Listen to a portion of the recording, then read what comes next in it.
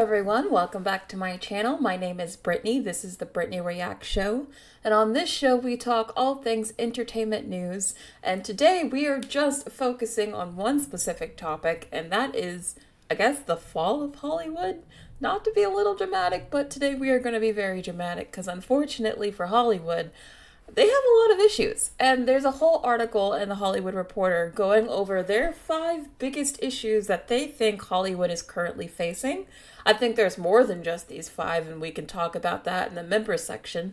But I thought we would go through this article and really break it down in detail because I think it's very interesting, and I think it does at least point to some of the biggest issues that the industry is facing. But how are you guys doing? Hi Robert Bell, hi Flying Idiot Woman, hi Natanya Mullings, hi Alexander Padilla, hi Jimin, hi Yellow Umbrella, hi Connor, hi Lawrence, hi Alex, hi DIY Girl, hi Nancy, hi D Divine, and to everyone who is here, I appreciate you for showing up each and every day. Alright, so let's just get straight into the entertainment news. Alright, hold on. So, the first thing I want to go over, as I mentioned, we're going to be talking about this Hollywood Reporter article, and I have a whole bunch of other, I guess, facts to back up what they're saying. Sorry, the background is a little weird. I have my window open here, and I'm just seeing that you can see the pattern. So you can't really see the tapestry very well. Sorry, my bad. Anyway, this article is very, very good, so we're going to go through it. So basically, now what? The 5 crises confronting a post-strike Hollywood. So this is talking about the fact that even once the strikes are over, Hollywood is still going to have a number of issues. Yeah, the strikes are one issue the industry faces, but they have a number of other ones. So the first one we're going to talk about is, of course, streaming. And how streaming has essentially just ruined this industry. I mean, I think that's pretty safe to say at this point. Again, I have a lot of, I guess, facts to back this up. But honestly, I made this graphic a while ago for a video I made actually a couple of months ago now. You can kind of see it. Sorry, I know this is blocking this a bit. But you can kind of see what the circle says. But this is what I think the cycle that Hollywood finds itself in right now, okay? So right now we have cord cutting accelerating. If you don't know what cord cutting is, that's people like unsubscribing from cable, basically, because they want to do streaming instead. So streaming gets really popular, which makes less people go to the theaters, which makes studios have to double down on IP because they're trying to get more people to go to theaters, but also watch their stuff on streaming. So that's why we're getting big, high-profile, expensive IP shows, which only accelerates cord cutting, and this is the cycle that Hollywood finds itself in. And I think this article pretty much breaks down this cycle in depth, and that's what we're going to go over today. Does anyone else have anything they want to add before we really dive into it? 3 Minds says, here live for the first time. I enjoy your energy and your show. Oh, thank you, 3 Minds. I'm glad you're here. Oh, Cheyenne says you canceled your Netflix subscription. Well, I'm sure many people will be because they keep upping their subscription prices. Josh Loves Movies says streaming has caused movies and shows to be lower in quality and lower in budget with bad visual effects. Very true. I think there's an argument to be made that streaming has lowered the sort of bar for like what is considered quality for a show or for a movie, definitely. And I think that's also contributing to why moviegoers don't see certain kind of films in theaters anymore. I think streaming has trained the general audience to have a certain appetite for more blockbuster, pulpy kind of movies, and the more serious, grounded, realistic dramas. Maybe you'll watch it, but that's like something you'll watch in a mini-series at home. That's not like, most people nowadays aren't going to go to a theater to see a movie like that anymore. Partially, I think, because streaming has trained people to have different tastes and to just like different kind of stuff. So it's affecting more than just one thing. Streaming's kind of affecting like every pocket of the industry. Lawrence says most films do have bad visual effects. Well, the reason why a lot of films have bad visual effects is because they don't give the visual effects artists enough time to actually work on them, because they're always trying to rush these movies out.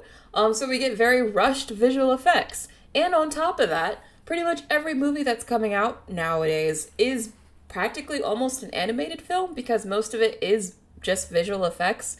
And so, with every film needing so many visual effects nowadays, it's making a sort of like traffic jam where there's only like so many visual effects production companies to go around, but you need all of these movies to have all of these effects done. So there's also that issue. There's not enough workers for all the work that needs to be done.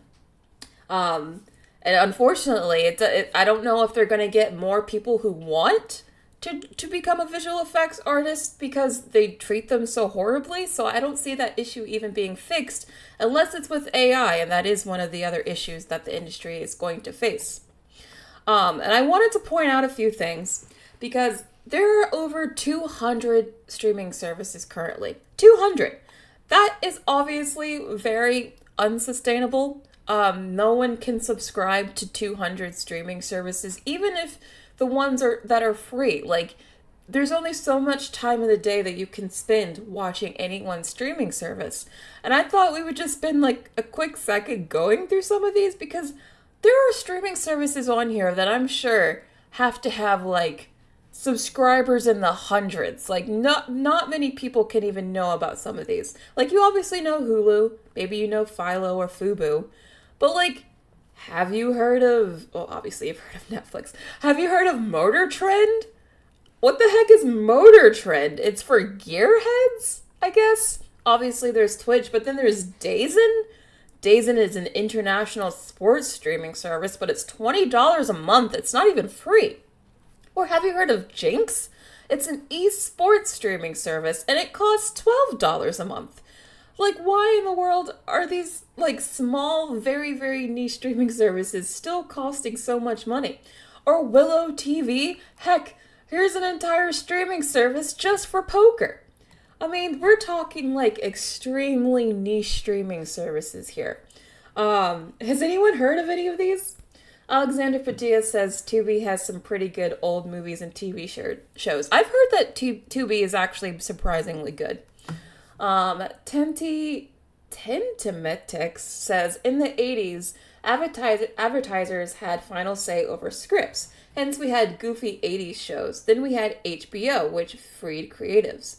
Now we're back to the 80s, except it's politics instead of advertisers.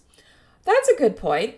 I do think that there's like, have you guys heard of the Hays Code? Like, way back in the day, the industry used to have like a sort of a code of ethics that every movie had to follow. Like, that's why movies like from the 50s and beforehand, like, you never saw a man and a woman in a bed together. Why you never saw like a pregnant woman on screen. Like, there were just certain rules that movies had to follow. And then we got rid of that because we realized that was holding creatives back. But now, you're right, it does seem like there is a sort of new unspoken code that everything has to be adhered to. But it's all based around like a new set of morals, a new philosophy. But it's not it doesn't have a label on it like the Hays Code does, which is how I think they're able to get away with it, and why I think it's hard to like even point out the fact that there is an issue with a lot of modern movies kind of dealing with this sort of political lens everything is put through. I think we should put a name on it. And not woke, but like something akin to like the Hays Code. But like, I don't know what we would call it now. But like, it needs a name so we can actually address it. But you're very right about the politics now being kind of the new code everything is put through. But anyway, going back to this. What is all this? What is all this? I mean, I've heard of Crackle, but popcorn flicks? What is that? I mean, there's just way too many. And on top of that, as I told you, my previous job, I actually, part of my job was to keep track of like all the movies and shows that were coming out so that my company knew when like a big show was coming out. And in doing that, I realized there is way too much crap coming out. Like, I've shown this before, but maybe some of you haven't seen this, but this is a TV premiere dates list on Rotten Tomatoes. It shows you, like, all, not just the big shows, but, like, all shows and movies coming out on streaming and on broadcast and cable. Just, like, literally everything that's coming out. If it's a show or movie, it's on this list. And it's insane when you just see how much crap comes out, like, every single day across multiple streaming services no one has heard of, that you just know no one is watching. Yet all this stuff you just know cost, like, way too much. And you can just see that it's obviously very unsustainable. Like here, October 1st, you had Simpsons, all these shows. Okay, that's normal to have multiple episodes of, like, a cartoon show on one day. Okay. But then every single day of this week, it's like multiple shows, multiple movies across multiple streaming services and channels. I mean, no, it's impossible to be able to watch all of this. I mean, look at Thursday, October 5th, just a random Thursday. Look at how much stuff came out on just this one day. No one can possibly watch all this. Like, tell me, NBC, I guess someone's watching Transplant. I haven't heard of it, but it's on season 4. Or this movie, Kufia? I don't know what that is, but did anyone watch that? It came out, but, I mean, I bet they spent millions of dollars on it, but I bet hardly anyone saw it. I mean, this is very clearly unsustainable is what I'm trying to point out here. Joshua Munn says, the streaming services don't get it. It took Netflix, It took Netflix, which was originally like Blockbuster, through the mail, but it took them like 10 years to start making a profit. Streaming ain't really sustainable. Yeah, that's the thing. Netflix only recently started being able to turn a profit. In fact, it's currently, I think, the only streaming service that is turning a profit at all. All these other streaming services, they're spending hundreds of millions of dollars making content that, like, no one is watching.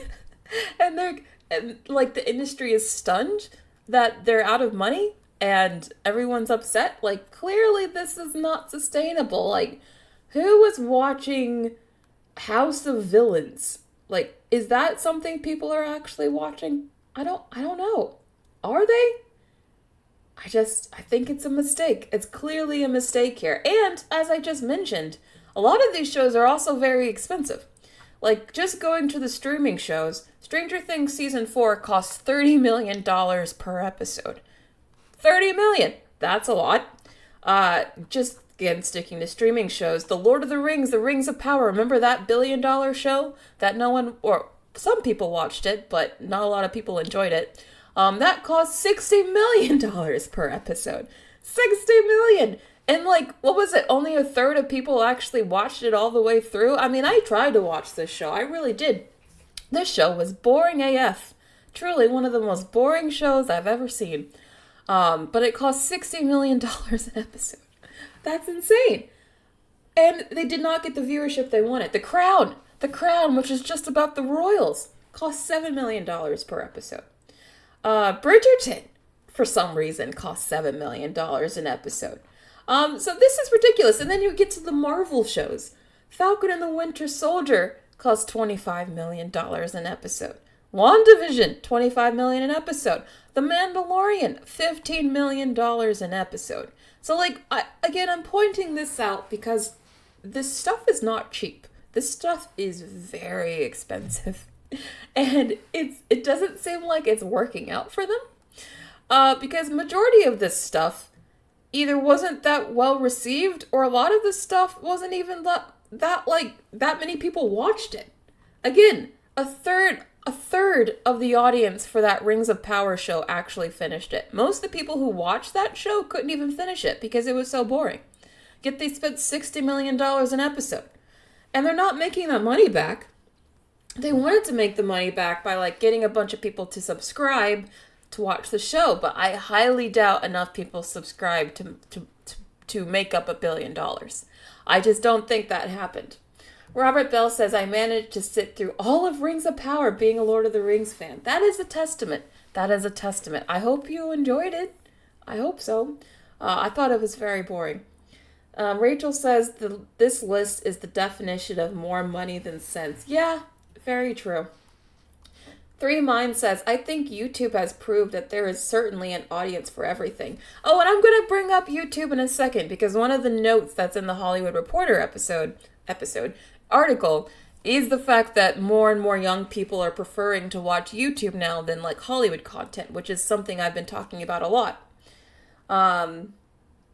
Yeah, I know The Crown did split its final season. We'll see what happens. And not just the shows are very expensive, but also the movies are very expensive. Like, Netflix spent $200 million on The Gray Man. The Gray Man. Did anyone even watch that had Chris Evans and Ryan Gosling in it?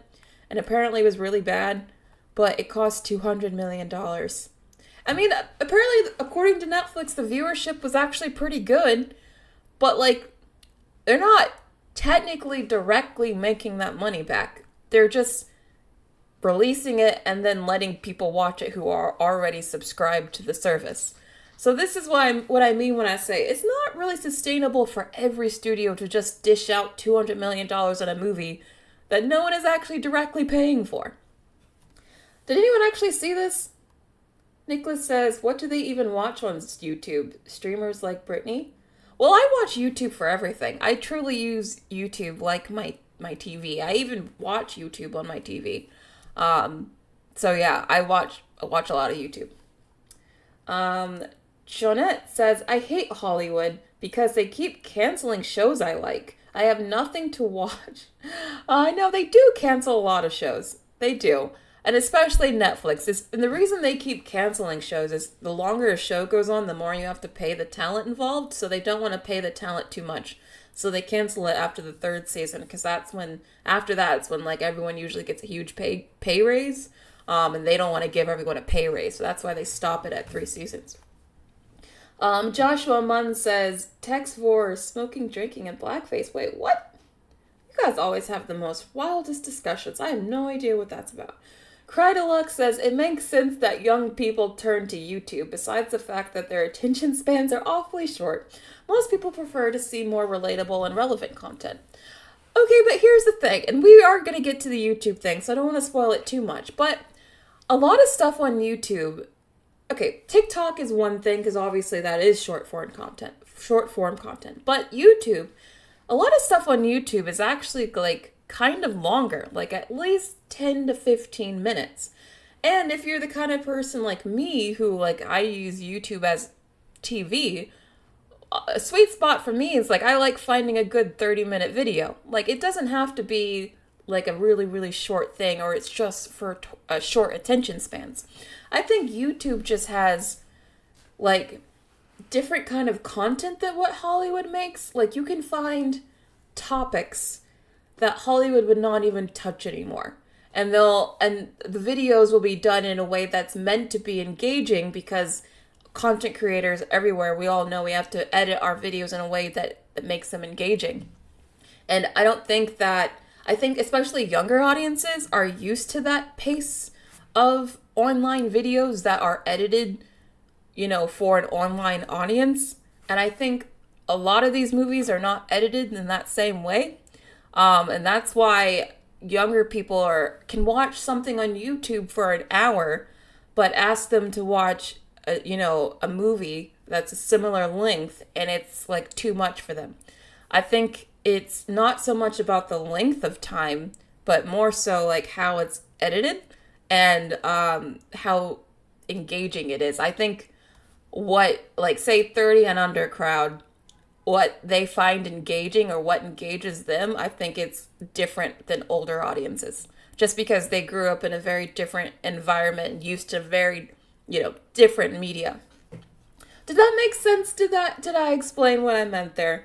I just wanted to point out here that Netflix particularly spends a lot of money on their shows. I mean, they spent $200 million on Red Notice, and I watched this movie. I actually watched this movie. This movie is like, it might as well have been made by AI. It's the most generic heist movie you could ever heist movie. If AI was given a task to write a heist movie starring these three actors, I'm telling you, the script it would have given would have been exactly this, because that's how by the numbers it was. But it cost $200 million. Why? The Blue Gecko Nerd says even TikTok, that was first known as Musical.ly, but was later turned into TikTok. That's true.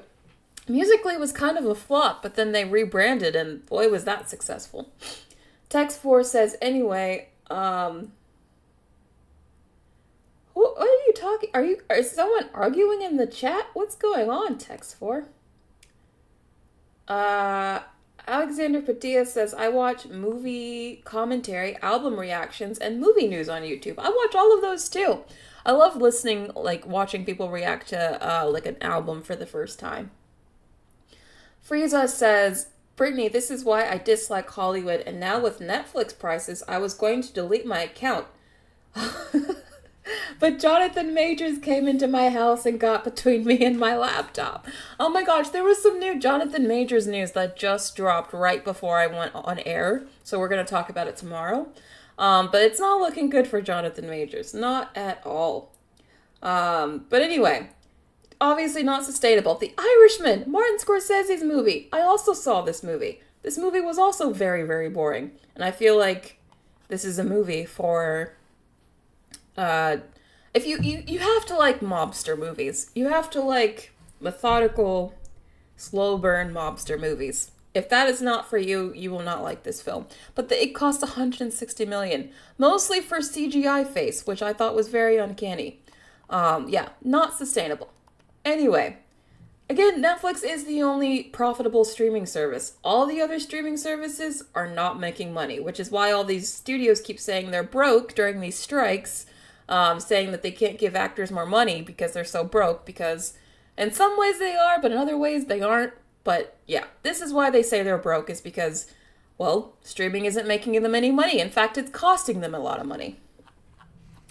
Paul Martin says, pirating will get bigger only because too many streaming services. Oh yeah, pirating I definitely think will make a huge, huge comeback. I think a lot of people, myself included, only really stopped pirating when like streaming made it so convenient. Pirating became inconvenient. But if it becomes to a point where streaming becomes so inconvenient that pirating becomes more convenient again, oh yeah, it'll be like the 2000s again, where we'll need those really scary commercials where it's like you wouldn't steal a car. Yeah, we'll need all of those again. Star Film Studio says, why? SpongeBob, I think, is in 25 or 26 seasons. So if SpongeBob can have 26 seasons and can get a lot of money, then studios can get risk.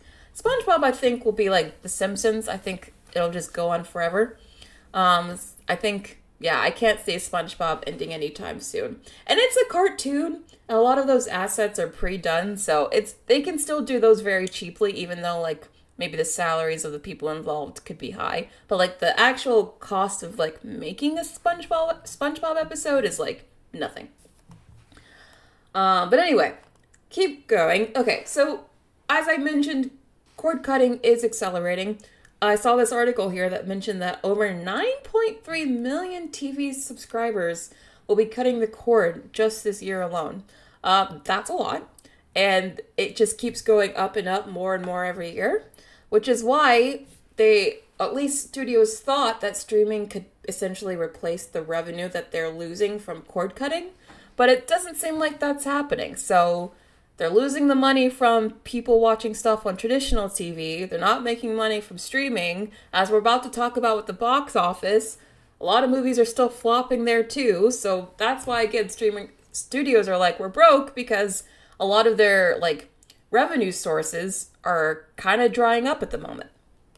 But anyway, and that's why you're also getting a lot of these streaming services that are adding ad tiers, because they're trying to find other ways of making money. So they're like, well, we already got people paying subscriptions, but we need more money. So now let's also force them to watch ads so we can make money off of that too. So that's why you're also getting ads. And I feel like eventually we'll all be forced to watch ads, unless you want to pay like $50 a month or something crazy like that. They really want you to watch ads again. I feel like they're slowly going to be trying to push everyone back to the ads model. I just know it's going to happen because they need the money. Burning Daylighter says that whole thing about SAG asking for X amount of money from Netflix could easily get paid for by a simple price increase. So I don't know what the issue is. They charge us more all the time anyway. Exactly, Netflix raises their prices constantly, yet they're not paying their people more, so they're just keeping all that extra money for themselves. Half the cast are in their 50s. Are you talking about SpongeBob? Yes, the new SpongeBob movie did get delayed, and we're going to talk about theaters and all the movies getting delayed in a second. In fact, I probably should get to it, because it's already 30 minutes. How has it been 30 minutes? But anyway, I want to get to the second point. There are 5 points in this article. This is the second point. But the second point that they point out that Hollywood is really struggling with at the moment is the fact that peak TV is kind of over. Now, what is peak TV? Now, as I already went over here on the Rotten Tomatoes page, there is just constantly a ton of content being released across all sorts of streaming services. Like, we're just making a ton of TV shows. Just a ton. Way too much, actually. Way more than any one person could possibly ever watch. And they said peak TV was actually in 2015, a year that saw 420 scripted series hit television screens. And in 2022, there were 599 scripted series that also were released. So almost 600 scripted series that came out last year. 600. Now they're saying that's definitely going to change. Because A, they're realizing streaming isn't making the money they thought it's going to, and also because of the strikes. After these strikes are done, all this stuff is going to be more expensive because now they have to pay everyone more. So that means we're going to be getting a lot less TV once the strikes are over. In fact, a lot of the studios were already trying to cancel deals with writers during the strikes. They undid some of those suspensions already with higher profile talent like Mindy Kaling. So it does look like that season 2 of Velma is back on, so I guess that's good for me. But according to Puck News, which is a really good sort of gossip, not really gossip, but it is sort of like a scooping site for Hollywood. They said on this website, on Puck News, so it's very reputable, a lot of people believe them, that apparently 60 to 80% of suspended writer deals have been impacted, which basically means that, according to him, Matthew Bologna, who is a very, respectable, people trust him when he says stuff, basically. He says that what he's hearing, 60 to 80% of writers who had their deals suspended during the writer's strike are not having it overturned. Basically meaning that 60 to 80% of writing deals that were in place before the strike might get canceled. So yeah, we're talking about a huge reduction in TV shows coming out next year. Possibly up to 60 to 80%. So expect a whole lot less TV shows coming out in the foreseeable future, which might be a good thing. Maybe we'll get quality over quantity, because right now Hollywood is definitely doing quantity over quality. So this could be a good thing for, quality-wise, but job-wise, if you're trying to, make a living in this industry, it's very scary days for you indeed. Joshua Munn says they were right to cut the deals with those hacks, J.J. Abrams and Mindy Kaling. You're right. Velma Season 2. For all the flaws with Velma, and obviously there were very many, it got a lot of people talking. The amount of traffic that Velma, just got online was insane. Something that I don't think any Marvel or Star Wars show has even, gotten half of this entire year. Even though people hated that show, it got people talking. So I understand why it's getting a season 2. Valley says, that's funny when Velma is considered top priority. I know, right? Out of all the shows, Velma is, top priority. Who knew? Josh Loves Movie says, at least both Abbott Elementary and The Bear got renewed for season 2. That's true. Oscar says, I once saw Britney at Walmart. I haven't actually been to a Walmart in a minute, because there was, no Walmarts in New York. So this would have had to have been, a year ago. When was this? Joshua Munn says, TV peaked with Breaking Bad, Game of Thrones, The Walking Dead. Dexter, in my opinion. Yeah, I feel like a lot of the shows that came out in the early 2010s, like the ones you just mentioned, or in the late 2000s, like, I feel like that was like a golden period of just like a lot of really new great shows that came out. We're still getting a lot of good new shows too, but I feel like a lot of those shows are now like mini series. We're just getting less and less seasons too, which also sucks.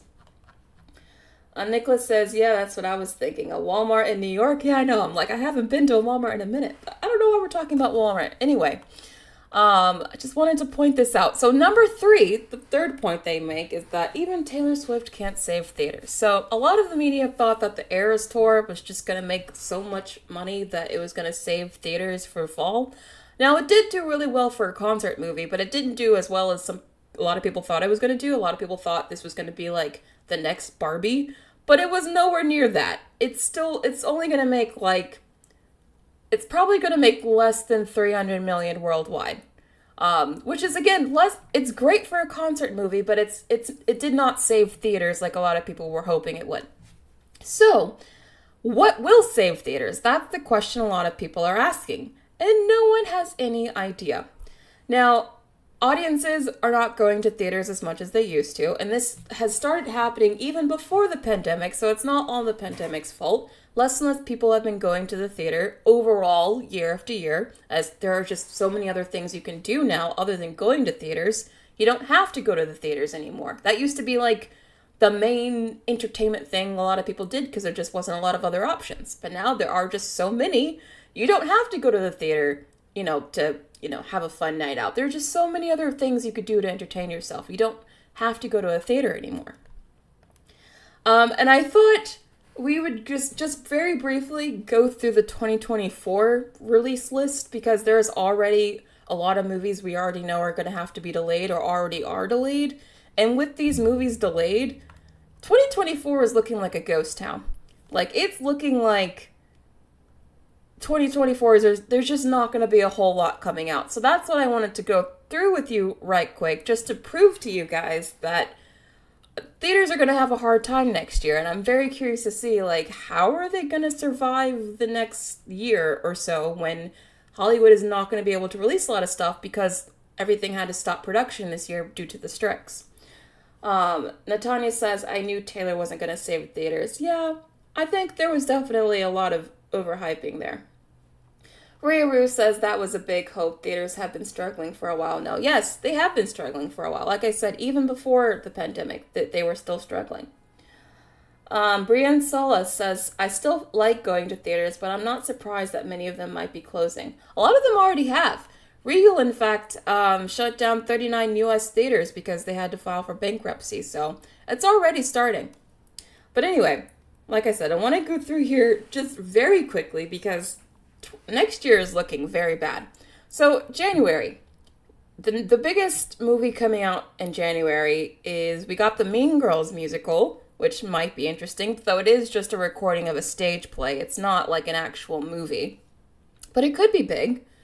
But that's like really the biggest thing coming out in January. So January's pretty empty. Then we're in February. We have the Argyle movie. I don't know if you guys saw the trailer for that. It has Bryce Dallas Howard in it and Henry Cavill. I actually think the trailer looked really cute, but I don't see it being like a huge movie. So again, February also kind of looks a little empty. I mean, we've got Madam Web, but I don't see Madam Web doing major numbers.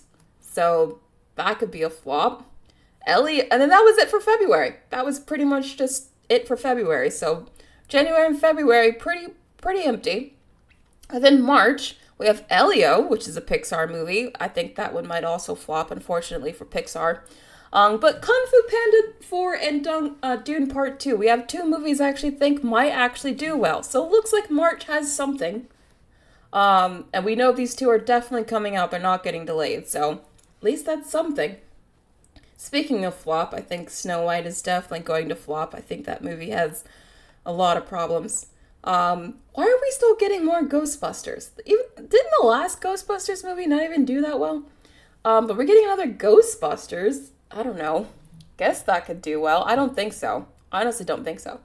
April, we have another Godzilla vs. Kong movie. That could sort of do well, although I feel like the novelty is worn off already. I feel like that movie will probably flop. Um, yeah, that's it for April. Not much in April, although we do have Challengers. Maybe Zendaya will have a hit with that movie, hopefully for her. Then May, we finally have. Oh, wait, no, we don't have Deadpool because it got delayed.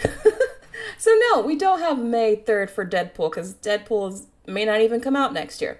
So far, May is also pretty empty. We have this Planet of the Apes movie, but I think that's also going to get delayed. Same with Furiosa, because I think that was also in production, so that's getting delayed. We might get the Garfield movie. Anyone want a Garfield movie in May? Because that's like the only thing coming out this month.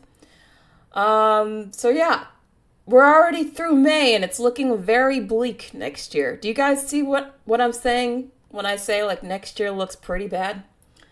Folklorist Corner says, I'm probably gonna watch the new Ghostbusters. Okay, if you want to see Ghostbusters, have at it. Alexander says, I want to see Challengers. I'm actually interested in Challengers, but only for Zendaya. She's the only reason why I'm curious about it. Okay, the last Ghostbusters was pretty good. I actually did think that the last Ghostbusters movie was pretty decent, but I don't think it didn't set like the world on fire though, you know? Yes, I know we are getting another Planet of the Apes movie. They're never gonna stop making these movies for some reason. But anyway, we're also still getting that Ballerina movie. That's the John Wick spinoff. I don't know. Maybe that could do well. Inside Out 2? Maybe. I don't think that'll get delayed. Although Ballerina probably will get delayed. Because I don't think they've finished that either. Okay, Mission Impossible has already been delayed. So we're not getting that. Despicable Me 4. That's definitely coming out. That's something. Mufasa, you guys know how I feel about this. I wish this movie would never come out. Because it should never have been made. But it's coming out. And I think it's going to be a disaster.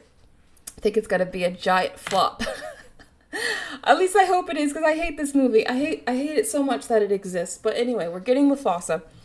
I think this is also going to flop, though. I think the only hit in July is going to be Despicable Me 4. Because then we also have Venom 3. I don't think that's going to do well. I think Venom 2 is so bad it put a lot of bad taste in people's mouths. Twisters could do well. I actually think Twisters has some hope, but who knows.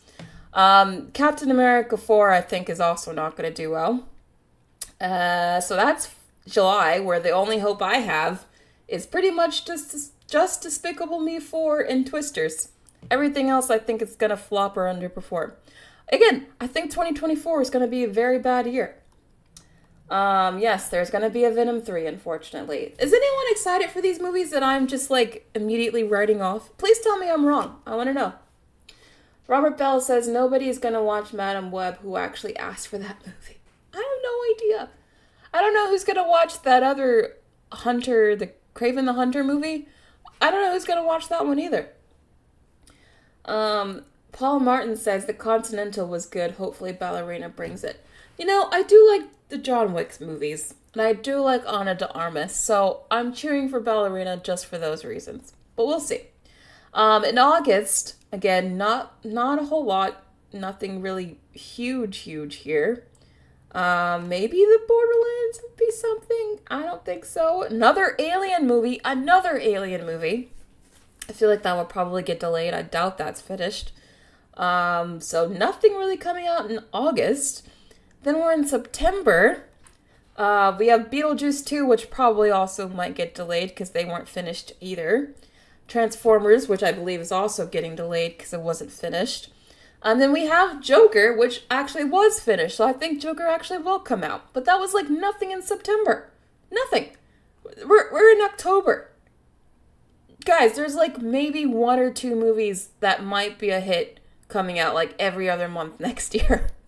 Everything else looks like it's not. Either it's going to be delayed, so it's not coming out, or it's going to flop.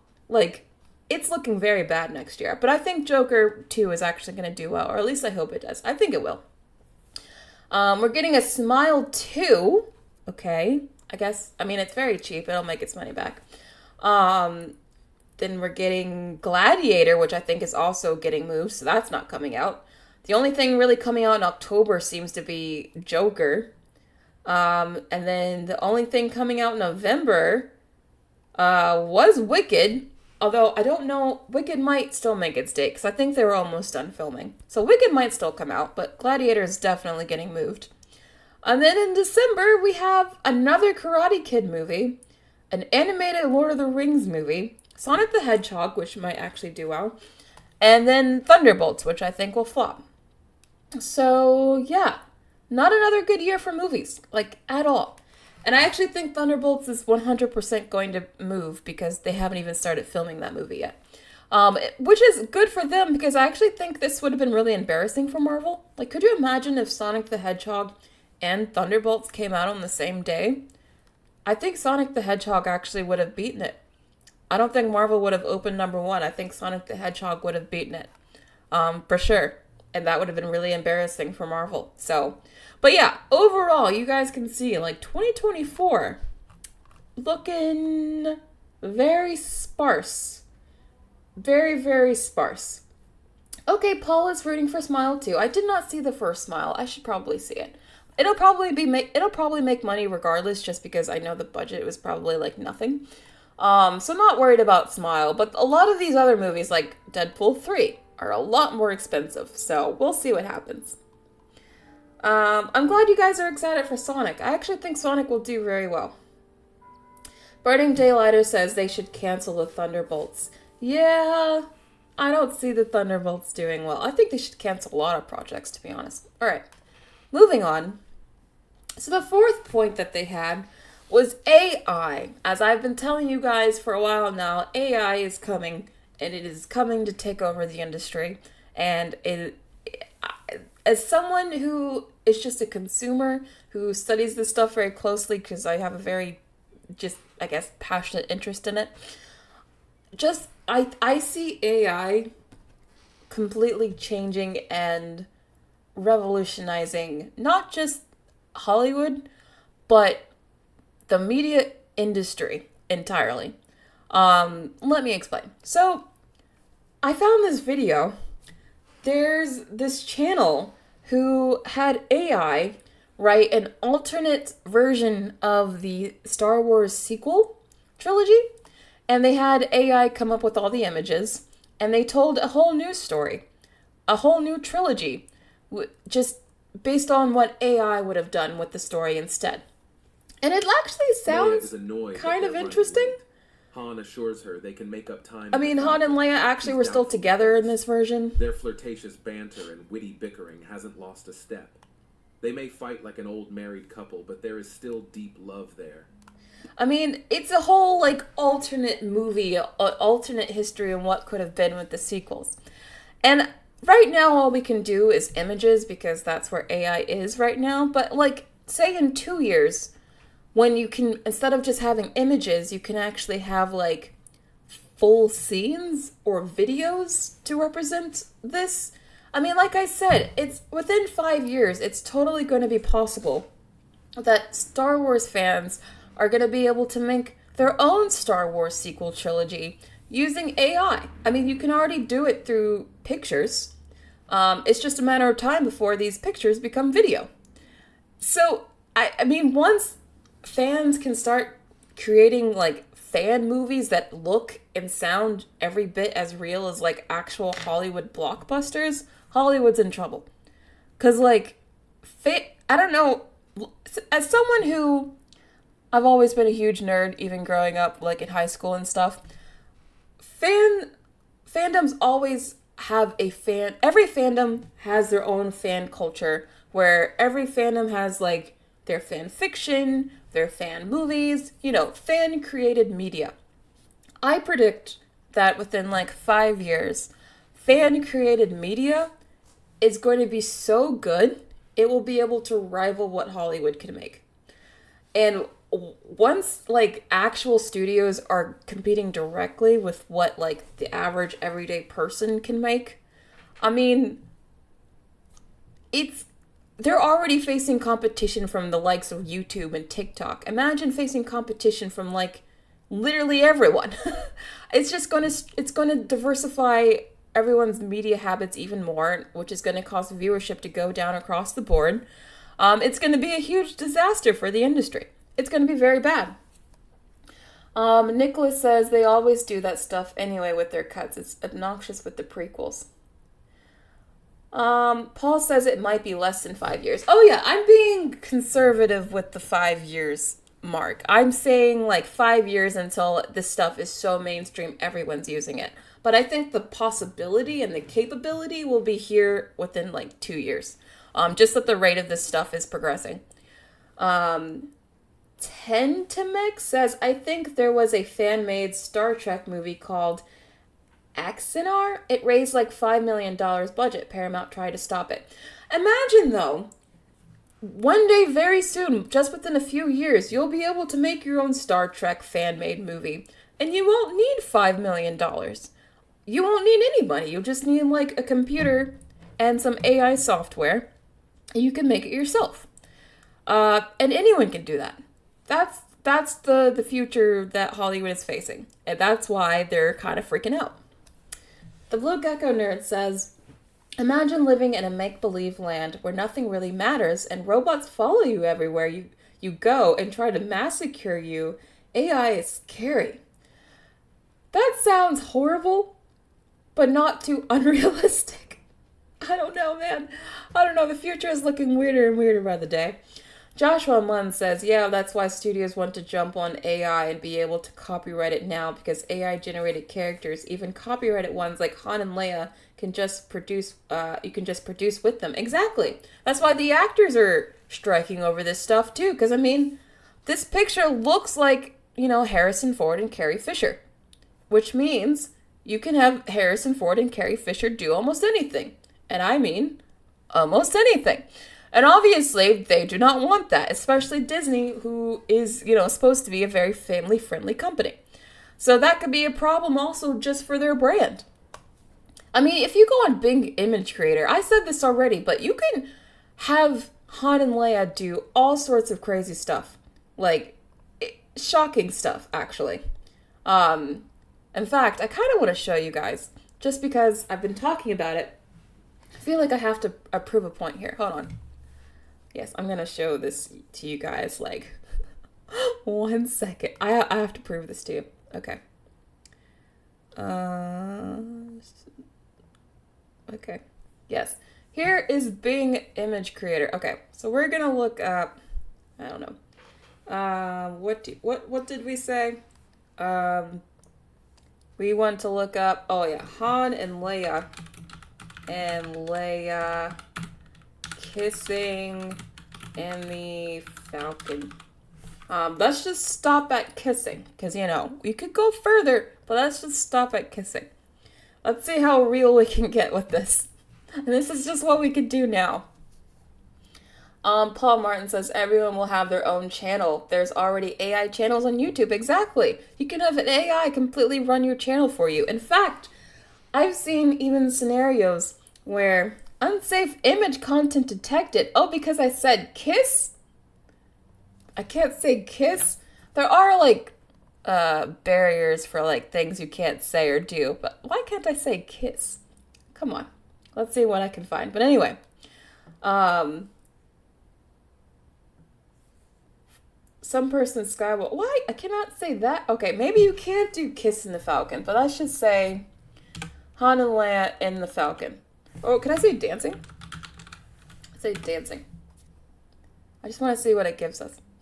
This is probably the best image creator we have now that can actually do copywritten content.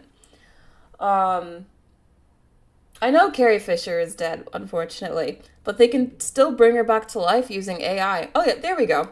So here we go. We got new pictures of Han and Leia dancing in the Falcon. And right now it's just an image, but again, within like a few years, and you can ask AI to create a video of this happening, and then you get a whole video of this, and not just, a quick image. So you can really create almost anything, and I think that's what's scaring them. Joshua Munn says, just turn safe search off. I wish I could. Nicholas says, what website is this? It's Bing Image Creator. Just type in that, I'm sure you'll find it. Everyone can be their own creator. In fact, this is what I was going to say. I saw somewhere where, like, you can even have AI be trained on your own voice. And so, say you do voiceover videos on YouTube, you can just type in the script into like the AI voice thing that's trained on your voice, and then it'll read it out in your voice. So you don't even have to like record the voiceover. You just type it out, the script, and then you give it to your AI voice clone, and then it speaks for you. Like, this is the kind of stuff that is available for content creators now. Imagine in 5 years from now. Yeah, true. It is just an image. Joshua Munn says, and it's just generated that just from you typing that. They can use that for concept art, so concept artists might be out of a job. Oh yeah, I think concept artists are definitely going to be affected. As you can see, I was kind of messing with this yesterday. I typed in, what was it, like the fall or decline of the MCU. This is what it gave me. I used it for my my thumbnail, as you see. They have some pretty good images here. I also used one for Mickey fighting Iron Man. They came out pretty cool. I don't know what these green things are, but they're there. But the fact that you can do this at all is like, yeah, obviously Disney does not want AI to be able to do this forever. So eventually they're going to stop this, but for now, while you can do this, I think it's pretty fun. But anyway, this is why they're striking over AI, because the fact that AI can do this already basically practically spells doom for the whole industry. All right. Anyway, going back to what we were talking about. Hold on. Where was the page? Okay. So, okay, here we are. Matthew W. says, AI is the future. I love it. Okay, some people don't love it. Some people think it's hella creepy, like Alexander, but some people really like it. I think over time, people are going to have to get used to it, because I think right now it's definitely still in that uncanny valley zone.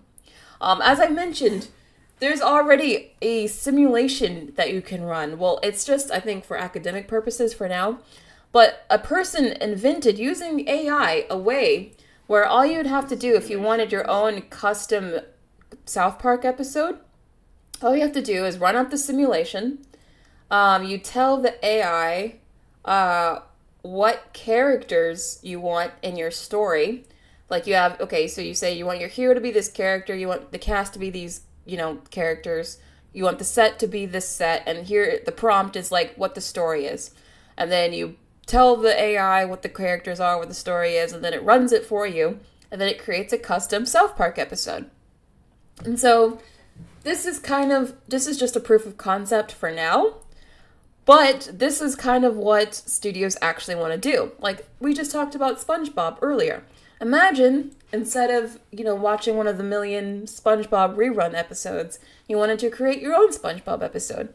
One day, very soon, it'll be possible, just like with this. You have a simulator where you tell the AI, I want these characters, I want these settings, I want this story, and then it generates a custom episode for you.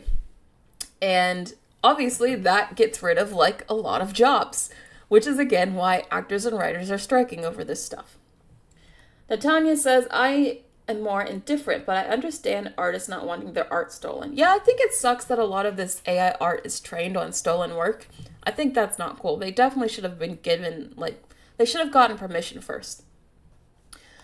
And the last thing that I wanted to bring up is that, as I've been telling you guys for a while now, the fact is, a lot of kids are just more on YouTube and TikTok now than ever. Like, really young kids, they do not revere cinema the same way every other generation was grown up, raised to do so. They were raised online. So to them, they care more about their favorite YouTuber than they care about their favorite actor. And I think that's actually very fascinating, because I found this article that says that kids today, their number one profession they actually want to do is they want to be a YouTuber. They don't want to be an actor anymore. They don't want to be an astronaut. They want to be a YouTuber. Because that's the mindset that kids today have. And I think that is very dangerous, obviously, for Hollywood, because now they have an entire generation that is, rapidly aging and growing up and soon will have purchasing power that just do not care for their stuff nearly as much as, like, their parents and older siblings do.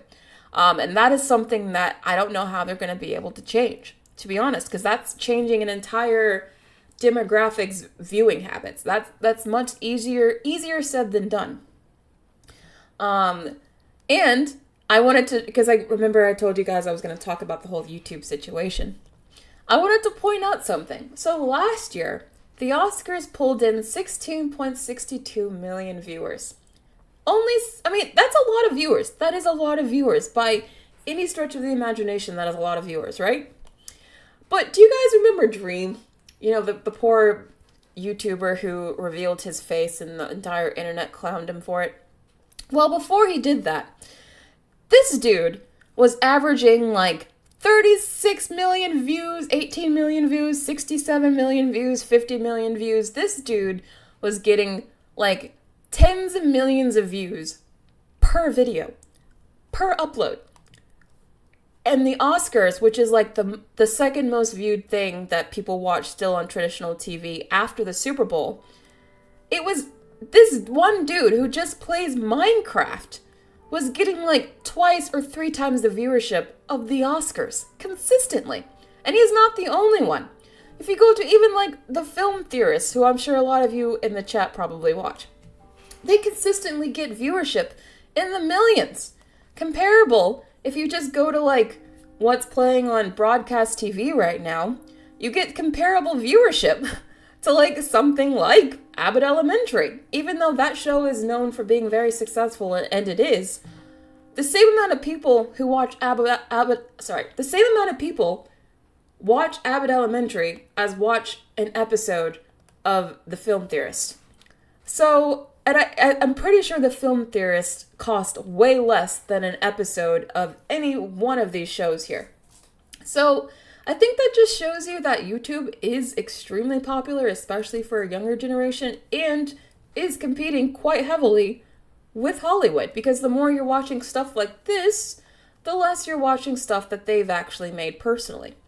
Again, this is affecting an entire generation. So as they grow up, I see this issue only getting worse, to be honest. You don't know who this is? Mr. Beast, are you talking about Matt Pat from Film Theorist? I recommend their channel, it's good. Alexander Padilla says, why did his face reveal lower... Oh, you're talking about Dream's face. Yeah.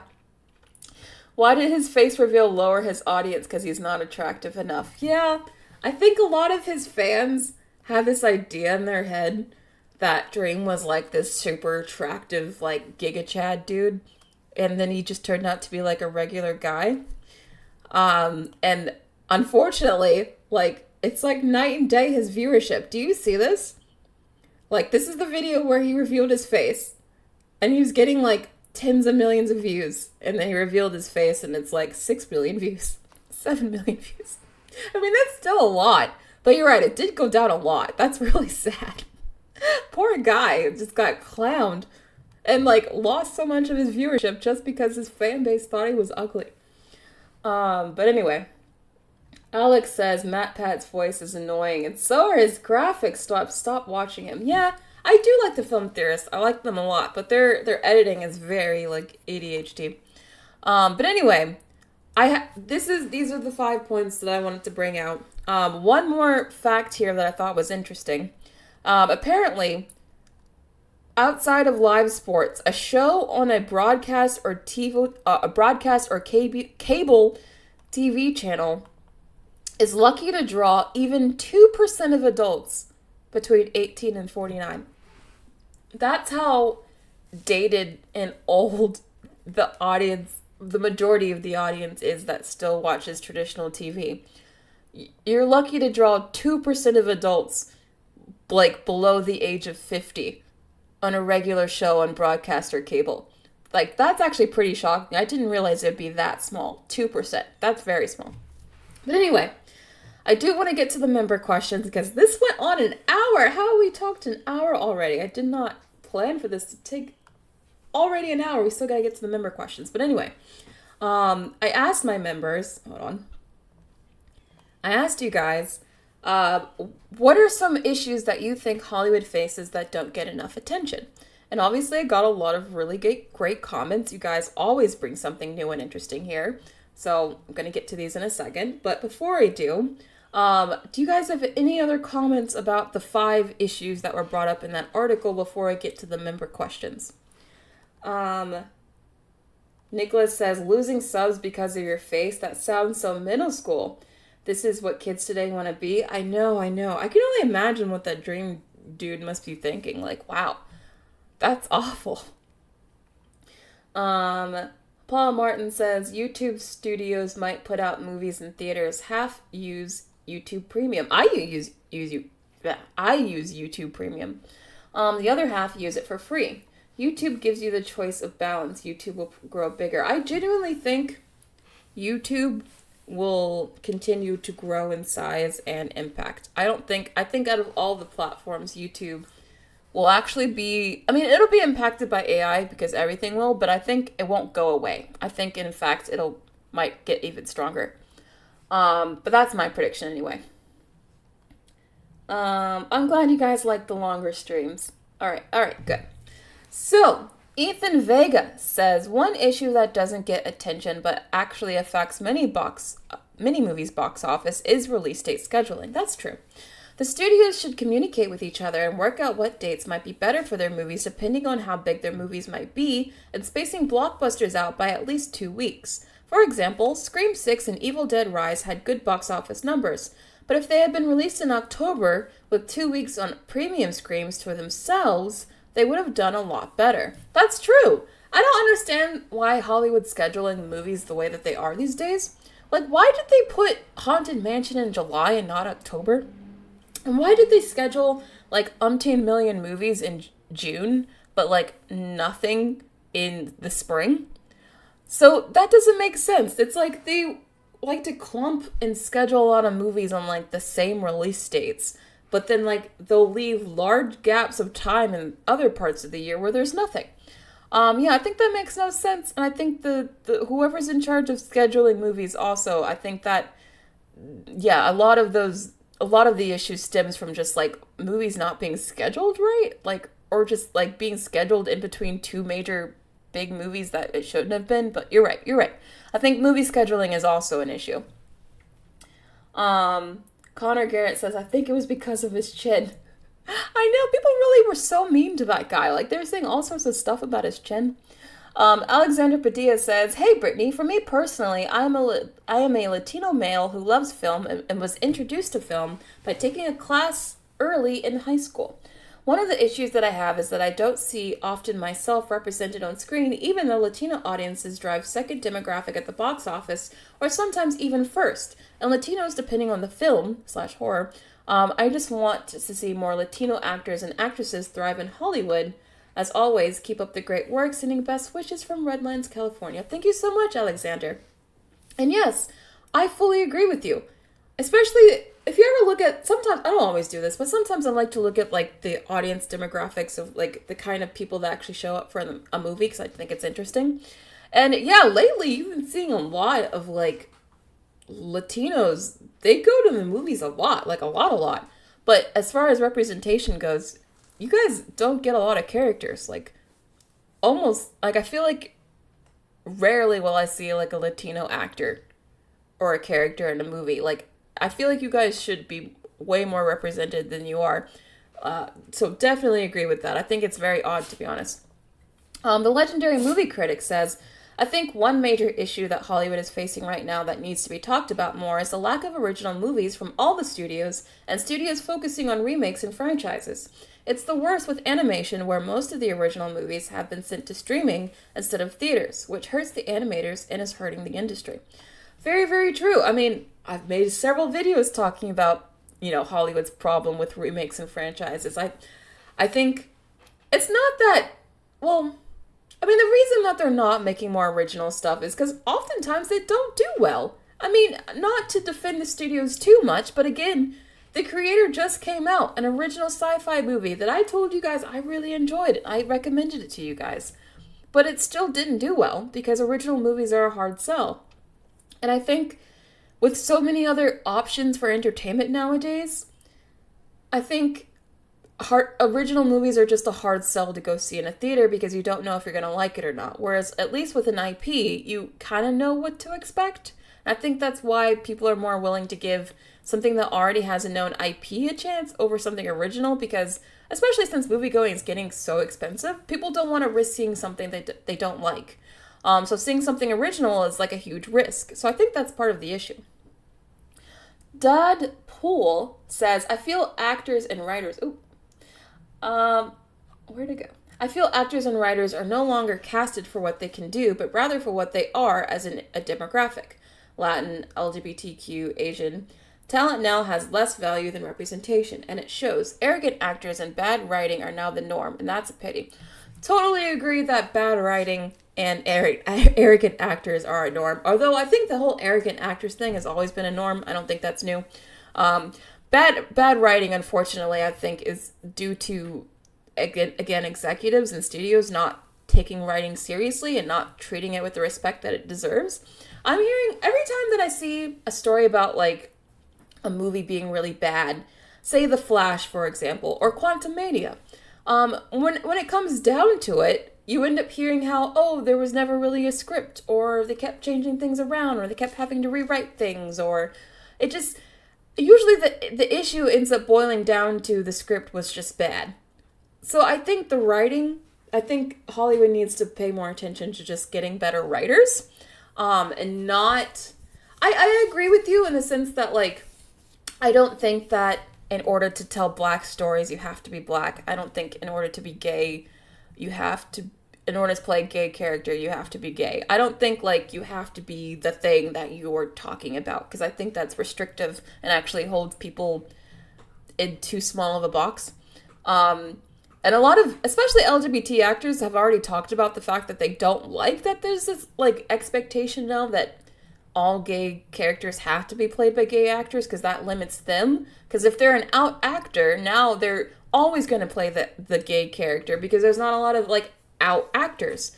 So you've now pigeonholed actors, and that's why you're not going to get more actors who want to come out, because they're also going to get pigeonholed. And I think it's just it's bad for everyone involved, in my opinion. So yeah, I agree with you here that I do feel like Hollywood's focus on representation, while is important, I think is often misplaced, and they do it wrong. I just think they need to do it right. Rai Noel says, I think they created their own problem focusing so much on streaming, that most films for the cinema are not event-worthy. Very true. And go to streaming very quickly. It's like how do stores in real life compete with online shopping? Hollywood has to figure out how to create that sense of FOMO again. Barbie seemed like the exception, now the new direction, given what they have lined up for the next year. No, definitely. As I've been saying, Rai Noel, I think in order for a movie to do like super, super well, you have to have that FOMO. You have to feel like an event that you can't miss out, or you're going to, feel like you're missing out. But Barbie had it. Oppenheimer had it by association with Barbie. The Super Mario Bros. Movie had it. Avatar had it. Top Gun Maverick had it. Spider-Man No Way Home had it. If you think about it, every major movie that actually did super well over like the past year or so, all had that FOMO event factor. All of them. You can't have a big event blockbuster movie anymore without it. I think the FOMO-ness is like key in getting a movie to be a $1 billion hit these days. It has to have that FOMO event element. Very true. Shelley Lee. Oh, thank you so much. I always appreciate seeing you, Shelley Lee. Interesting question. I think Hollywood's biggest problem is we, the consumers of its content. Our attention spans are lower, our loyalties are split, and we are allowing politics to dictate which movies are worthy of an audience. Hell, even fan bases have been weaponized and pitted against each other. It is any wonder why the largest studios are scrambling, trying to navigate in this landscape. Yeah, I mean, very well put, Shelley Lee, thank you. I think... Well, as I mentioned earlier, I don't know if it is so much attention spans, but more like what people want to give attention to. Like I said, I feel like people will happily watch a 2-hour podcast on YouTube or 2 hours of some guy playing Minecraft. But, like, ask that same person to watch, go to a movie to spend 2 hours watching a drama, and that will feel like torture to them. I think it's not about, like, the length of time. I really think it's about the editing and what the content actually is. I think, again, just especially with younger audiences, I think it's just what is considered engaging is different. But I definitely agree with you everywhere else. I think putting so much emphasis on politics in all of their movies definitely hurt them, obviously. I think the fact that they don't even want to acknowledge that is an issue that has hurt them is also a problem. I think that maybe they're slowly starting to, but it's definitely taking them a minute.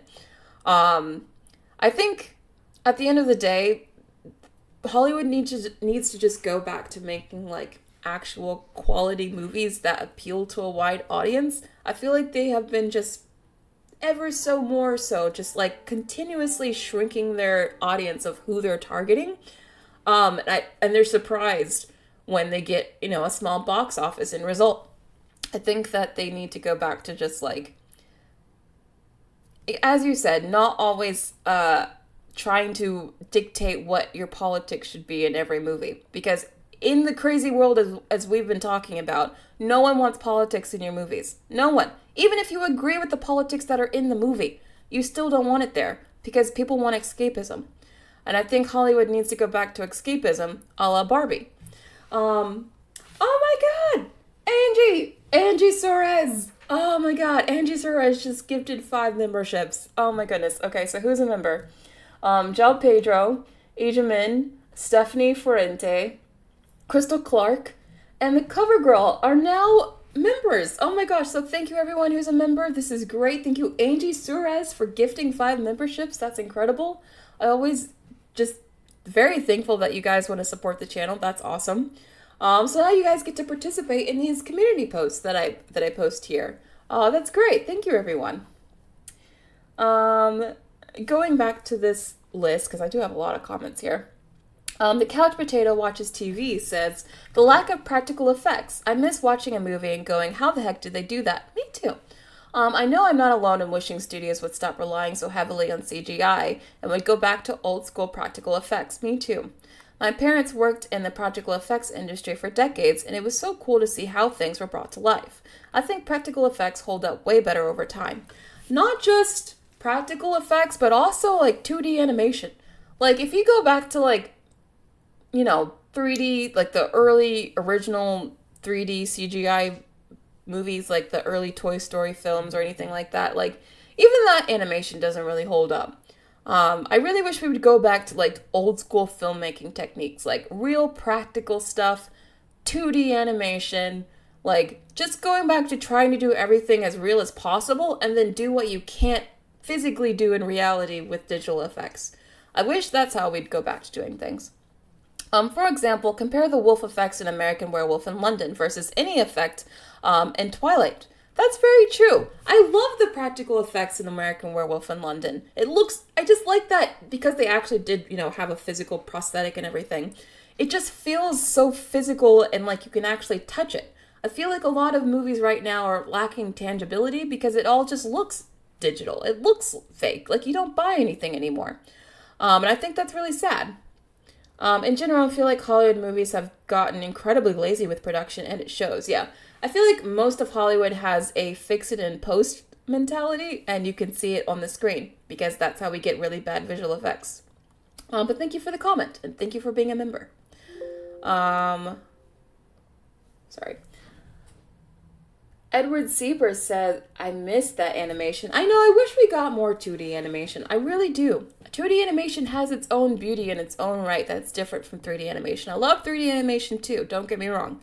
But I wish we just had a variety, Joshua Munn, oh God, what are you going to say? Joshua Munn, thank you so much for being a member, says, all of this reminds me of how the 1960 joint strikes for Hollywood, both writers and actors too, that striked for over 100 days each. It's because of that old Hollywood, think of your 1930s golden era of Hollywood movies, Wizard of Oz, Gone with the Wind, etc., died out, and we got a new Hollywood with movies like Taxi Driver, The Graduate, etc., and that led to the blockbuster era with Jaws and Star Wars and the rise in franchise films. However, I think it is on the verge of becoming a new Hollywood. Maybe A24 gets more of an emphasis if their movies continue to make money, which even that's shaky. But big budget blockbuster movies that have been flopping this year will either come back full force or it'll be a rough few years. Maybe streaming will boom again like in COVID times. That may be the only thing that sustains studios at this point. But Hollywood, this era, is pretty much done after these strikes end. If they ever do, that's not a guarantee. So even though, yeah, there could be people wanting escapism from the horrors of real life, there won't be much to do that, especially next year. Remember, the 2007 writer's strike affected everything until 2011 or 2012. And that was with the actors not on strike. Imagine how it'll be now with both sides on strike. So with all that's going on in the world, there won't be any escapism to watch or play if the video game industry goes on strike next year like SAG-AFTRA has threatened, or there's been no update of that. Yeah, if the video game industry also goes on strike, that would be crazy. I think people would literally get so cranky, they'd be like, wait, you guys took away our movies, our TV shows, and now our video games? But honestly, it's looking more and more likely that the video game industry is going to strike as well. But thank you for the comment. Very, very, very, very nice comment. Yesterday, you depressed us all in a good way. But thank you for this comment. But anyway, yeah, I think we're about to go through another revolution.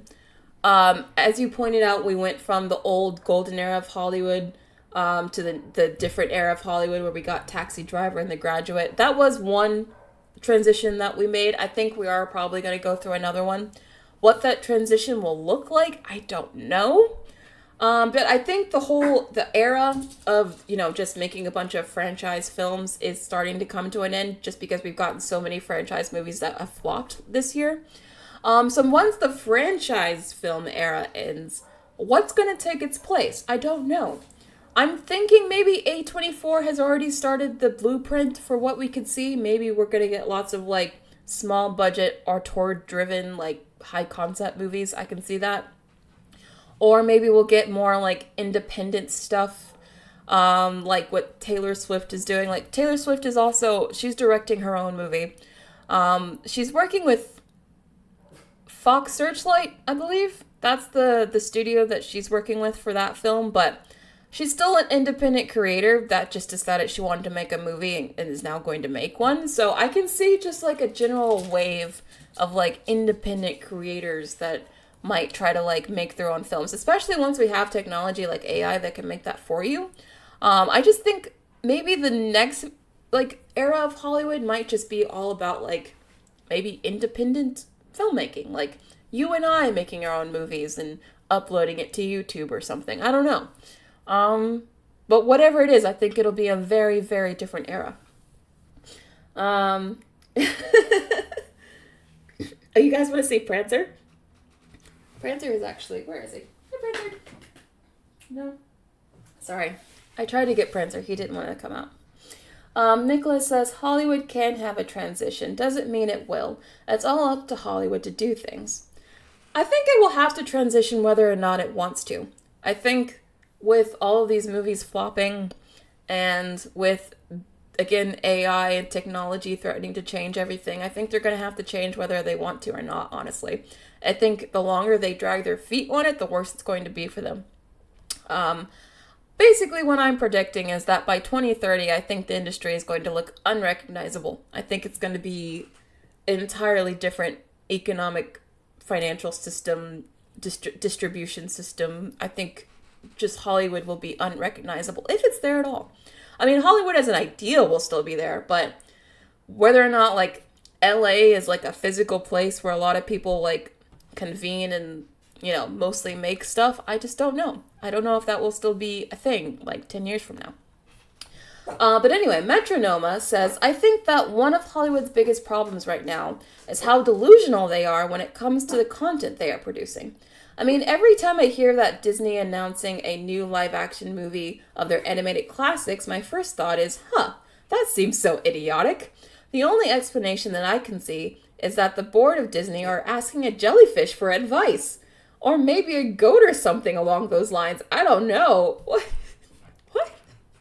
You guys are crazy. I love it. Prancer. Shh. I don't think that any live action movie has made any money since 2019's Lion King. Correct me if I'm wrong. I don't think you're wrong. Because the Mulan movie also flopped. Sorry if you hear my dog. Yeah, I think the Lion King movie was the last one to be profitable. And most of the live action movies are just utterly soulless, colorless, tasteless crap bags, derived of any artistic notion. I mean, you're right, but wow. Again, though, you're right. Sorry. So I guess the overlord jellyfish at Disney is a big problem that doesn't get enough attention. Okay, joke aside. But I really think that the quantity over quality issue in Hollywood is reckoning. Yeah, that's what I think. The whole, the fact that we're probably going to get less TV after the strikes is not a bad thing, because right now Hollywood definitely has a quantity over quality problem, and maybe after the strikes that might flip, but I think that could also just be hopeful thinking, but who knows. I'm sorry, you guys hear my dog? He just really, I don't know what he's doing. I think he's playing or something. I don't know. He did want to come on camera, but he wants to make all the noise. Cheetah Viper says, not having strong male characters. They make fan favorites weak to make the new ones strong. Also, the girl boss thing is overused. Emily Blunt and Jenna Ortega did have good points on that. The CGI needs work and actors hating on their roles. I love how you just gave a list of all their problems, but yes, I agree with all of them. I think it's dumb and ironically sexist that, sorry about my dog. I think it's ironically sexist that anytime Hollywood wants to portray a female character as strong, that they now have to make the female character as manly as possible, which means removing all femininity from them, removing them wanting anything that's deemed too girly. And I think the whole, as you put it, the whole girl boss thing is extremely overused, especially the way Disney does it. Disney's girl boss is annoying, and no one likes them. That's why no one likes Captain Marvel. So I think it's annoying, and I think you're right. I think how they treat both men and women, I think it's just very messed up in 2023. It's like Hollywood forgot how to write male and female characters, because for some reason, a lot of times, also to make the female character seem strong, they make the male character seem like the dumbest thing in the world. Or they make the male character super, super weak. So it's the only way a female character can be strong is if the male characters are all idiots.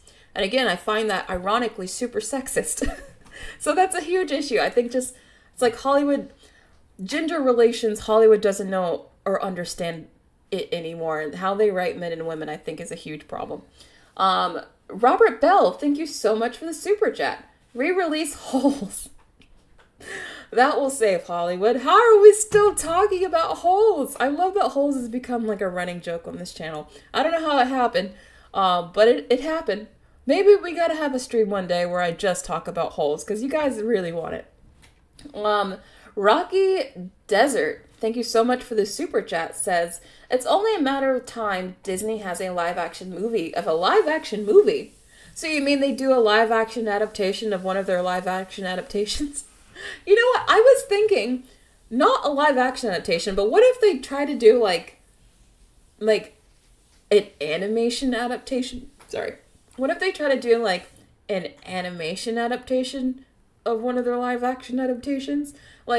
Say with The Little Mermaid, obviously you have the original cartoon, and then you have the adapted live action. But what if they try to do it again, but in a new art style, and they adapted the live action back into cartoon again? I could totally see them doing that within 10 years when they run out of stuff to do live action adaptations for. And a new art style is trendy, because I think new art styles are already starting to, pop up a lot, mainly because of Into the Spider-Verse. So I could totally see them trying to like redo a lot of their classic movies again, but in a different art style. So I don't even think these live action adaptations are it. They could totally be adapted again. Oh, Blue Gecko Nerd. I know you would love a Holes stream. You would love a whole stream just on Holes. I know you would. I'm pretty sure you're the one that brought up the Holes thing. Were you? I'm pretty sure this is all your fault, right? Speaking of Blue Gecko Nerd, well, for starters, giving the actors and voice actors their paycheck. Also, representation really matters the most. Hollywood is really lacking in that regard. It's so weird. It's like, they are lacking in representation, but when they try to do representation, it's usually so bad it's offensive. Like, I feel like they don't know how to do representation right. It's like, they almost go too overboard. Like, even though I liked, Blue Beetle. I really liked Blue Beetle. I thought the story was pretty good. I do think that some of the representation was like almost so stereotypical. I was wondering if it was a little offensive. But then my audience was enjoying it so much, I thought it was okay. But there were so many like taco jokes in Blue Beetle. I thought it was borderline offensive, but then again, my audience was laughing, so I was like, I guess this is okay. But I think, again, we do need more representation, but some of the representation can be very bad. Baz Banter says, it's a problem that does get addressed all the time, but Hollywood seems either too lazy or apprehensive to create anything original anymore. It's just below average reboots or endless sequels. I haven't been to the cinema since 2019 because nothing has grabbed my attention. Wait, 2019? That's actually a long time ago. There's been some good stuff since then.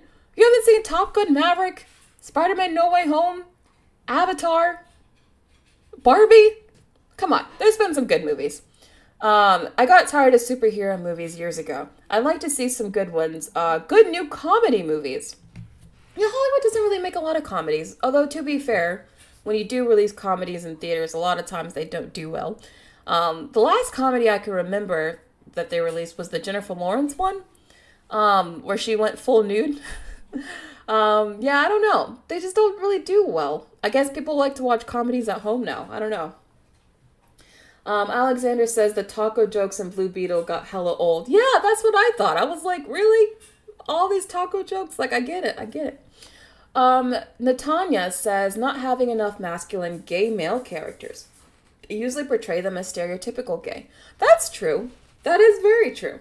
I feel like Hollywood still doesn't really know how to do gay characters right. I feel like we're still like portraying gay characters the same way we were like 20 years ago, which is usually like very effeminate and very oppressed. And even though there's obviously still LGBT issues today, I feel like you can tell a gay story without it having to be a trauma story or about it, being like super effeminate, even though that's fine. I just think that it's a stereotype that Hollywood always goes to, and I do wish they'd branch out. So I agree with that. Nicholas Wilson says, fear of taking risks. There's an old saying that goes, the person who never made a mistake never made anything. And that very much applies to people making a live-action Moana / Lilo and Stitch / Frozen. Risk can lead to failure sometimes, but it also can lead to the Barbie movie. Fear of risk leads to the search for money for old rope that also leads to a fear of making an authentic Snow White. Don't get me wrong, the authentic Snow White is horrendously dated in its values and perceptions, but don't make it if you don't think it's appropriate instead of spinning around trying to please everyone. What I don't understand about Rachel Zegler is why, if she thinks the original Snow White is so awful, so just horribly, dated and bad for you, why did she agree to play the role in the first place? She didn't have to play Snow White. I mean, I get she's more than welcome to like admit that, she was scared of the movie. She was scared of the movie as a kid, or, it's not her favorite movie or whatever. But it seemed like she was so like, oh yeah, our movie's going to be so much better than that. Like, that's kind of her attitude. And I'm just like, if you thought that little of the original, why did you even sign up for this movie? It makes it seem like she only signed up for it probably for the money. And obviously that's not going to endear you to people who you need to convince to see your movie. Joshua Munn also has another comment, says, another thing people are saying is that there's like 200 years worth, at least, if not longer, of media to consume. That's very true. There's so much stuff on streaming that I haven't even gotten to yet. These strikes could go on for a year and I probably wouldn't notice. Not just movies and shows, but books, games, board games, video games. There's just so much stuff to consume that Hollywood could take an extended break and we wouldn't get through it all. That's basically what I just said. Not even mentioning the entire internet to consume too. It's not 2007 when the internet was just starting out, so now we can just move on. And once they do move on, it's hard for us to come back fully. Yeah, I think, like I said, there's just so much else that you can do that I don't think that before internet really took over, Hollywood pretty much had a captive audience because for the most part, if you want to see a movie, you had to, watch one from theirs. Or if you wanted to be entertained by a show, you had to watch one of theirs. And usually when they wanted you to watch it. So you had to watch it at 8 p.m. on this channel. Or you had to go to a theater to see it if you wanted to see a movie before, it took months to eventually get to a TV channel. So they used to be able to control what you saw, when, where, and how. And then the internet took over and they lost that control.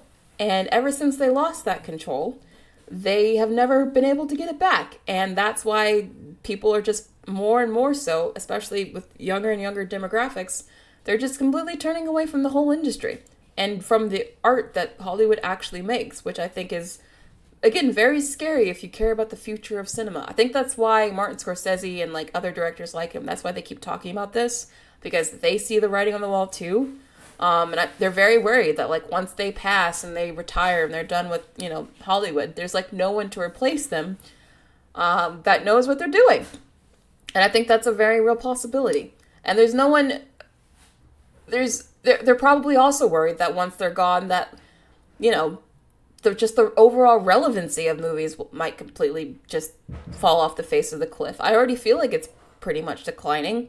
But I think the relevancy of movies, I think within 10 years, again, I keep saying 10 years, but I think a lot's going to change in 10 years. I think within 10 years, we'll see movies. I think the majority of people will see movies as more of something you just watch on an event basis, like going to see a Broadway show. I think it's going to be something like that. Angel Barrera, oh, thank you so much for the super chat. Watch all of Netflix challenge. Let's go. Oh my God. How long would it take you to watch all of Netflix? I feel like it would probably take you a year. Not even kidding. It would probably take you more than a year just to watch everything. And that's if you had all day to watch it too. You didn't have a job, you didn't have a life. You just sat there and watched Netflix all day. It would take you forever. They have so much on there. Red Star says, announcing movies/shows that people actually want to watch so far in advance, but then never speaking about them ever again. Only to randomly say it's canceled when people already forgot/moved on. Yeah, we've already talked about, there's a lot of canceling of seasons and shows that is obviously annoying people. I think people are more sensitive to stuff getting canceled now because stuff is getting more canceled more frequently just because there's more stuff getting made. So I think that's also turning people away. They're like, why should I even get invested in watching a show if I know it's going to get canceled halfway through and I won't see the end of the story? I'm still not over Netflix canceling Santa Clarita Diet. I loved that show. That was my show. Santa Clarita Diet was the ish for me. And they canceled it on a major cliffhanger and I'm still upset about it. But yeah, I think if that happened to every show that I watched, I would probably be less interested in watching TV because I'd be very upset. Jordan Davis says the fact that Hollywood is overshadowing other major movie productions like the ones in Japan, South Korea, and Bollywood. I mean, that's true, but Hollywood has kind of always done that. What I think is actually different is the fact that I think these countries are actually gaining more relevancy and their movies are actually getting more and more attention here in the West than they used to. Especially Bollywood. You'll see, Bollywood movies enter the top 10 now, which I think is pretty cool. Or even, anime movies. So I actually kind of have the opposite opinion here. I think, yes, it's always been the case that Hollywood vastly overshadows other countries' movies. But I think other countries are starting to, they're actually starting to get like a huge following too. So I think that's exciting. Joshua Munn says, I don't know. I think everyone on the internet has scoured every possible issue there from both the left and the right, mostly the right side of the spectrum. Whether it's wokeness and politics being injected into everything, not even subtly, South Park will completely eviscerate that issue on Friday with Into the Pandaverse. I'm very excited for Into the Pandaverse. Very curious to see what they say. I did hear a rumor that apparently Disney is so upset about this Into the Pandaverse episode, they might sue South Park, which I think would be lame because South Park makes fun of everyone. But anyway, but every possible topic has been covered by the internet, especially this year with all the big budget flops and the strikes and the companies like Disney losing $1 billion. Warner having to not release movies like Batgirl due to losing so much money. Steven Spielberg and George Lucas predicted all this back in 2013. 10 years ago, they called everything going on that several big budget movies would flop all at the same time, and at least one or two movies per big studio, and the studios would panic, and that non-big budget $300 million CGI generated seizure film, oh my god, not calling it a $300 million seizure film, would be, although that's what I would call The Flash, would be relegated to streaming because when they do release movies like Killers of the Flower Moon, people don't see them. That's true. Killers of the Flower Moon only opened to like 23 million, so that's not much. And the theaters and the studios would just give up and play big budget films from now to eternity, only if theaters don't die out first. That's a very big if. Look up a video by Neryl, Rise of Skywalker, Look What You Made Me Do on this stream. Just fast forward until the end where he starts talking about all of this when he says, I blame you. It's funny how much he has called all of the franchise pandering and now franchise fatigue. The fact that now Hollywood and Mattel want 50% of our movies to be based on toys and video games after the success of Barbie and Mario. I told you that was going to happen. I told you, after Barbie and Mario did really well, we're just going to get nothing but video game and toy movies. And boy, does it look like that's what we're getting. Like you said, if you told people 50 years ago that 50% of our movies would be based on toys, they would probably just hit the button and end it all, which may be why they're trying to start World War III now. Can we not? Now, I had to sneak it in. Yes, I know, Joshua, but why? How have we talked about World War III in like every stream that I've made for like the past 2 weeks? How has that happened? But anyway, I agree with a lot of what you said. Oh, look up this video. I have not heard of this video, but I will look it up. But yeah, as you've said, a lot of people have been talking about all these movies flopping. I did hear what you're talking about with Steven Spielberg predicting, the industry blowing up like 10 years ago. And boy, is he right. That's why I think we are on the precipice of a new era for Hollywood. I just don't know what it's going to be. My guess is I think this is going to be the era of like truly the rise of independent filmmaking. Like literally you, me, and your grandma making movies out of our, bedrooms using AI for the most part. I think that's what it's going to be. And I know some of you are going to be like, I don't want to see some AI movie, but what if it's a human mixed with AI? So the AI didn't create everything, like the human had to like guide it and push it along and help it, which I think is going to have to be the case anyway. I think that's kind of the future that I see. I see a lot of fan movies becoming like actual movies that people watch. That's kind of my prediction.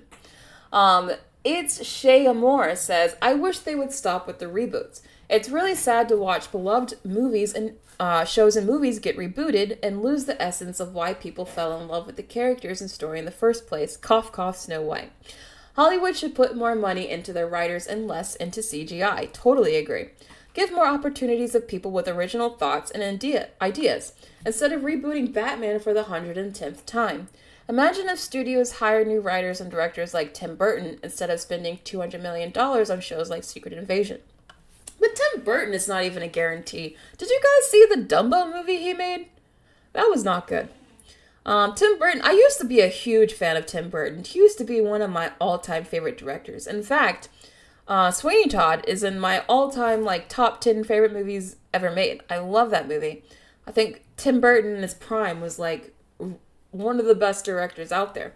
But lately, I don't think he has it anymore. I would give $200 million to James Cameron or Greta Gerwig or Christopher Nolan. Like, those are the kind of people I would give $200 million for. Unfortunately, not Tim Burton anymore. I'm not with him anymore. Rhea Rue says, I'm trying to think of an issue that doesn't get much attention. I think at this point, Hollywood just wants to burn. There are so many issues that are discussed online and within their fields already. I think the issues are not wanting to change in this current market over how to change. Pass the torch or let it burn out. You can only reboot, remake, and nostalgia bait for so long. I mean, how long do you think Hollywood is planning to keep this whole nostalgia bait going? Because eventually they're going to run out of movies to reboot. Which is why I was thinking that Disney might eventually be forced to, like, go back and, like, turn their live action adaptations into animation again, but with, like, a different art style from the original, just to, like, keep redoing the same story and over again. I could totally see that happening.